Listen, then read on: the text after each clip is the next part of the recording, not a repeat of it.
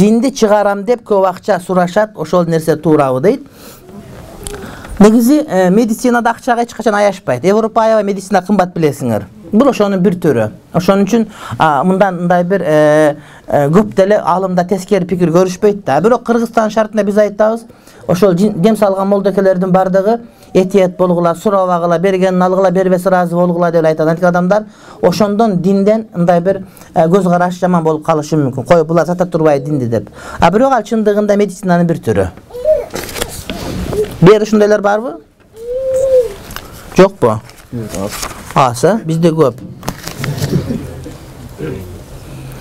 Бала төрөлгөндө азан окутулбаса, чоңойгондо окутса болобу дейт. Чоңойгондо өзү деле мешитке барып угуп алат да, аны эмне? Ошо жетиштүү болот. Азан окутулбаса мусулман эмес болобу? Жок, ал ага иман байланбайт. Азан айтылган сүннөт болгону кулагына биринчи кирген сөз ошондо калып калат деген сөз да. Билесиңер ошону? Адам төрөлгөндө кулагына кайсы сөз биринчи кирсе, ошону вирус катары калат да, ошо бир адам өсөт деген сөз. Билесиңерби? 80-жылы Москвада олимпиада болгон. Билесиңерби?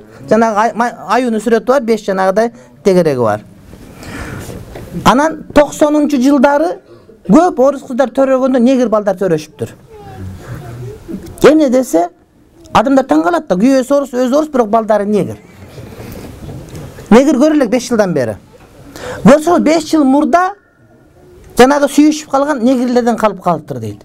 Аял киши турмушка чыккан болсо, биринчи чыккан турмуштун таасири күйөөсү ал өлгүчө калат дейт.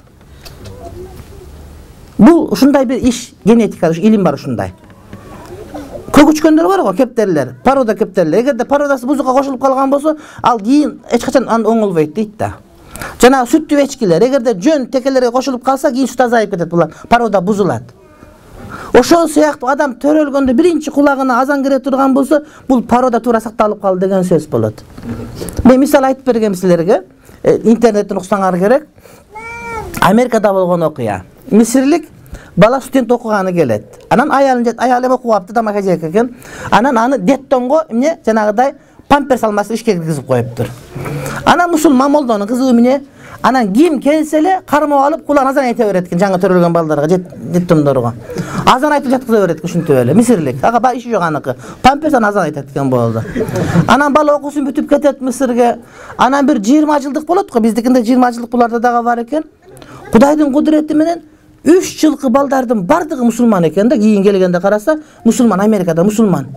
Анда мурдагылар мусулман аз, бирок 3 жылкыларда жаңы келгендерде мусулмандар экен бардыгы. Анан таң калышып, бул эмне, кандай, мындай деп изилдеп көрүп, акырынан кийин ошо бир мусулман иштеген жолукчан бир этегине чалынган бирөө бар эле деп чакыртып келип сураптыр. Эмне секрет сенде деп айтыптыр.